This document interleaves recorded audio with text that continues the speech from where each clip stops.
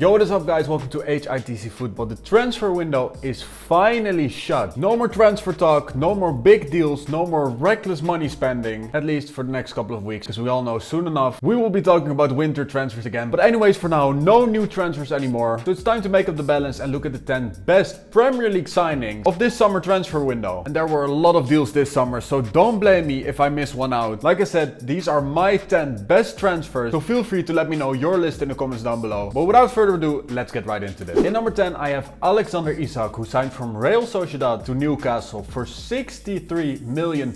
And as soon as Real Sociedad understood that Newcastle wanted to pay £63 million for this guy, they were like, oof, mucho dinero. And a minute after realizing that, they accepted the offer, sent Isak on the first plane to Newcastle, and then they kept refreshing to see the wire transfer because my god, that is a lot of money for a player that only scored 6 goals in La Liga last season. But guys, we just have to accept that this is the world we live in. If you're 22 years old and you're somewhat capable of kicking a football, you're worth a ton of money. I would keep watching if I were you, because there's another 22-year-old in this list that costs a lot of money, but in my opinion is a stellar signing, so keep watching for that. But in the meantime, you can like the video and subscribe if you're new to the channel to see more football content. But anyways, we're talking about Alexander Isak right now. And yes, it might be true that my guy only scored 6 La Liga goals last season, which is pretty pathetic for a striker. But the season before he scored 17, which is actually very decent, because at the time he was 21 years old. We have to realize that this guy is still very young. In the Eredivisie while on loan at Willem II, he once scored 13 in 16 games. So there definitely is a clinical finisher in Isak. And the fact that he's only 22 definitely works in his favor. And in his first game for Newcastle, he already scored a goal against Liverpool. So undoubtedly, this guy is a big talent, and I really think that Newcastle have gold in hand. So we should forget about the fee for now, because honestly, every player is ridiculously overpriced at this point. And just look at the player, and the player is absolutely fantastic. And I personally think that this guy is going to do really well in the next couple of years. So Newcastle, this is a stellar signing. Next up is Pagata, who joined West Ham from Lyon for £51.3 million. And with this signing, Pagata became the most expensive Hammer signing ever, since this is more than the 45 million that West Ham paid for Sebastian Haller. And it makes sense that West Ham had to fork out a big fee for this guy, because yeah, he might be 25, he's not the youngest player anymore, but this guy was absolutely unbelievable in a struggling Lyon side. And you might not expect that in total almost £100 million has been spent on this guy already, because back in 2019 AC Milan already paid £35 million for the guy. He showed glimpses of his talents there, but unfortunately it didn't work out in Milan. Then Lyon almost had to pay 20 million for this guy, and obviously we know the fee that West Ham just paid for him. And like I said before, the fee is actually justified, because in his 2 seasons at Lyon he managed to hit double figures for goals in all competition. But that's not all, because on the pitch he's a joy to watch. He has some unbelievable skills, and I personally think that Pagata would slot in very nicely in the Hammers midfield. And I know that the club didn't really start off the season well, but this guy will definitely help them improve throughout the season. And a minor detail as well, this guy already played 33 times for the Brazilian national team, where he also chipped in with 7 goals. And clearly these statistics show that this guy brings a lot of attacking output as a midfielder, which makes sense since he's attacking midfielder. But anyways, he does his job. And I think that West Ham just made a stellar signing. And to do it that late in the window makes it all the much better for the West Ham fans. And in number 8 we have Dean Henderson. That one season with Sheffield United in the Premier League, he was absolutely unbelievable. And to be fair, when he returned to Manchester United, I personally thought that he would be able to become Manchester United's number 1 ahead of David De Gea. And apparently Manchester United also told him when he came back that he would replace David De Gea, only for him to sit on the bench for 12 months. And Henderson made this all very clear in an interview he gave after he left the club, where it was pretty open and honest, which I definitely appreciate in a player. And if it is really the case that he would become Manchester United's number 1 goalkeeper, only for him to sit on the bench for 12 months, I can understand that he was pretty pissed. I personally think that it's good that he's actually out of that club right now, because at Forest he can prove himself as a great goalkeeper. He will definitely face a lot of shots, way more than at Manchester United, so he can actually show that he's a good goalkeeper. And this solution I think is perfect both for Manchester United and for Dean Henderson. And for Forest as well, because for a year they can get a great goalkeeper who already showed that he can be very solid, even in a newly promoted side. And if he does well, Manchester United will get him back because he's only on loan. And I mean, if he proves himself again, I'm pretty sure that the Manchester United number 1 shirt will be for him for sure. Because I personally think that David De Gea's leverage with Manchester United is kind of running out at this point. And the way that Erik ten Hag plays, he just needs a goalkeeper that can play out from the back as well. And I think that Dean Henderson is that man. Because while at Ajax, Erik ten Hag also wanted to sign him to the club. So for Manchester United, this is the perfect solution. And like I said, I think it's imminent that David De Gea will lose his spot in goal for Manchester United at one point, because he's not the type of goalkeeper that Erik ten Hag needs in his system. But Dean Henderson clearly is. And he's gonna save a lot of points for Forest. And the fact that a newly promoted team managed to sign him for their first season back in the Premier League, I think is absolutely a great piece of business. So in my opinion, definitely one of the best signings this summer transfer window. And next up in number 7 is Darwin Nunez, who swapped Benfica for Liverpool for a fee that can rise to £85 million. So with add-ons, he will actually become Liverpool's most expensive signing ever, surpassing Virgil van Dijk's £70 million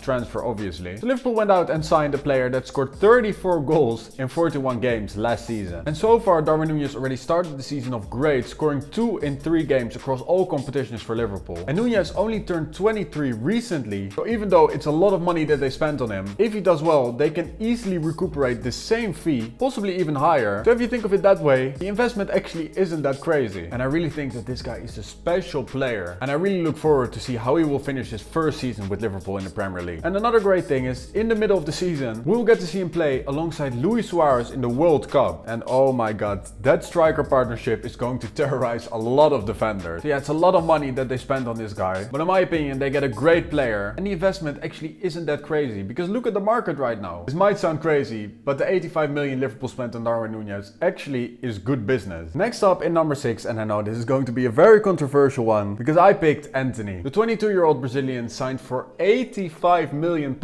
And how could you leave us, Antony? How could you do this to us? Well, the fact that he probably gets 10 times his salary at Manchester United has something to do with it. Going to play Europa League, Antony. We will be in the Champions League. Is this really an improvement? I don't think so, my friend. But anyways, in all honesty, I'm just salty because this guy is a great player and we're clearly going to miss him at Ajax. The money that we're gonna return is actually pretty nice. I'm not gonna complain about that. Antony is a great player. And yeah, his statistics from last season might not have been the best, because yeah, only 8 goals in the Eredivisie last season is not necessarily great. Still 2 more than Isak in La Liga last season. But with Antony, statistics don't really show what type of player he actually is, because his pace, his dribbling, all of his trade make that at every single moment 2 or 3 players have to mark him, which creates more space on the other side. He's just a headache for defenders, man. And he was a headache for defenders in the Eredivisie and in the Champions League, and he will be a headache for defenders in the Premier League as well. I just know for a fact that that will happen, because believe me, this guy is a special player and he will not flop in the Premier League. He will be exactly the same player as in the Eredivisie. We will see in 1-2 years time that Antony will definitely fulfill his potential, and I think the system with Erik ten Hag perfectly fits him. And sure, okay, this is not going to be a player that will score 20-25 goals for you every single season, but he will create a lot of chances. He will definitely make you watch games because he's a joy to watch. He will help his teammates because with the chances he creates, he will definitely assist his teammate. Look at Sebastian Haller last year. I think that half of his goals in the Champions League were actually assists from Antony. So again, with this one, the transfer fee is absolutely ridiculous, but there's no doubt that Manchester United is clearly going to improve with this guy in their side. And I personally think that this guy doesn't need any time to adjust to the Premier League, because personally I think that from his first game, he will be exactly the same Antony as he was in the Eredivisie. So Antony, thanks for the 2 years at Ajax, and I'm pretty sure you're going to do really well at Manchester. Why am I speaking to him as if he's going to see this? Anyways, I'm probably losing my mind. Let's go on to the next player. And next up is Wesley Fana, and this transfer just absolutely came out of nowhere. And I'm not gonna lie, Chelsea have been spending money like crazy this transfer window. They almost made Fofana the most expensive defender in the entire history of the sport. And as we all know, that title clearly belongs to Harry Maguire. But in the end, he didn't become the most expensive signing. But still, Chelsea paid more than £70 million for this guy. And I don't blame you if you're wondering, why did they pay so much money for this guy? Because last year he was injured and he only played 1 season in the Premier League. But his numbers from that season actually were very similar to Virgil van Dijk's statistics last season. And the crazy thing is that this guy is only 21 years old. So at the age of 19, this guy already had the same statistics as Virgil van Dijk in the Premier League. And I know, guys, before you come at me in the comments, statistics don't say anything, but it's easy to forget that in his first season at Leicester, this guy was absolutely ridiculous. And it's just very unfortunate that last year he barely played because of an injury. But for Chelsea, this is actually a stellar signing, and for Leicester City, a big loss. Because I'm not gonna lie, Chelsea had a big task of revamping their squad because a lot of their defenders left. They needed a new striker as well, which we're going to talk about very soon. But I personally think that the centre-back duo of Koulibaly and Fofana will be a great one. And out of those 2 signings, I think that Fofana is clearly clearly the best and one of the best in the Premier League this summer transfer window. Because like I said, this guy is only 21 years old. So this guy has so much potential and he's already such a great defender. A stellar signing for Chelsea, without a doubt one of the best this summer. And next up is another Chelsea signing, because how can you not speak about Pierre-Emerick Aubameyang? After Lukaku left, Chelsea needed another striker. And is there a better quick fix than Pierre-Emerick Aubameyang? I don't think so. Because last year he did exactly that for Barcelona. Because when he came in January, he scored 11 goals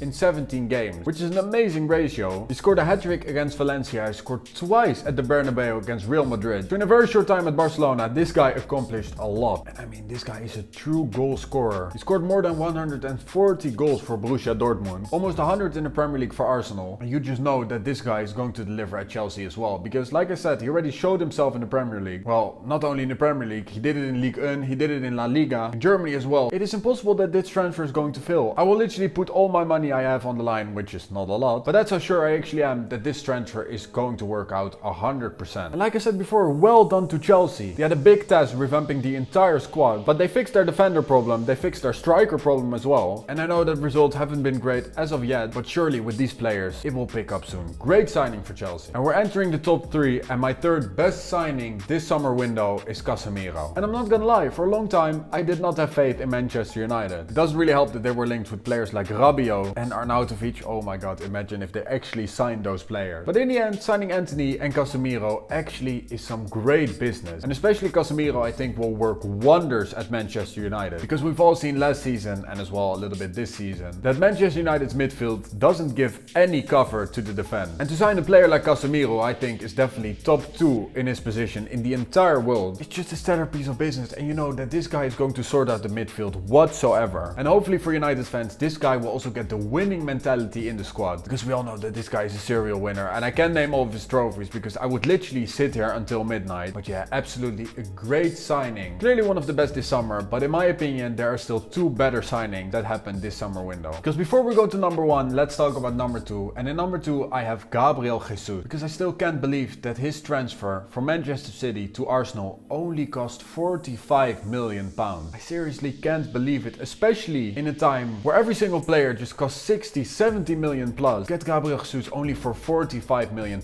is just one of the best pieces of business this summer. And I mean, so for this season, he already showed why he's one of the best players in the Premier League. I'm not gonna lie, I really think he is. Not only did he already score 3 goals in 5 Premier League games, he also adds so much flair to Arsenal's attack. It's just such a joy to watch. And personally, I think now that he finally gets the backing of being the first striker, I think that this guy is capable of doing some great things with Arsenal. And like I said at the beginning of the season, Gabriel Jesus is going to score 17 goals. We're still in September and he only needs to score 14 more goals. I'm 100% positive that that's going to happen. So Arsenal clearly got their missing link, but now it's time to move on to number 1. And who could have guessed that Erling Holland would be the best signing of this summer? And if you think otherwise, I don't want to argue with you, because it's just a fact. You can't debate this one. Holland is the best signing across all competitions this season. Not only the Premier League, no, every single competition in the world. And you might be thinking, Nuri, you're exaggerating, but no, I am not. Because it's not necessarily normal that this guy is already on 9 goals in 5 games. We just entered September, and I'm pretty sure that Manchester City fans already thought that a goal a game ratio would be absolutely amazing for Haaland. But this guy is seriously outperforming a goal a game at this rate. I cannot understand. This guy is just a machine. And this guy costs less than Antony, Isak, Darwin Nunez, and I can just keep naming things where Haaland is the best signing in the Premier League, but we all know he is. And as much as we don't want to admit it, Erling Haaland might become the first Manchester City player ever to win the Ballon d'Or. Yeah, I said it, of course it's going to happen. I mean, is there a better goal scorer in the world right now? And you just know that in his time with Manchester City, he's going to become a Premier League champion. He's going to score a ton of goals and possibly finally help Manchester City win the Champions League. And it might not happen this season, but eventually if all of those 3 things happen in one season, who else will be in with a shout to win the Ballon d'Or? So guys, that's it. My top 10 best signings this summer in the Premier League. Let me know your list in the comments down below. I'm very curious to see what list you guys would come up with. So leave that in the comments down below. Like the video as well. Subscribe if you're new to the channel. Click my videos on the end screen right now, and I'll see you all in my next video. Peace.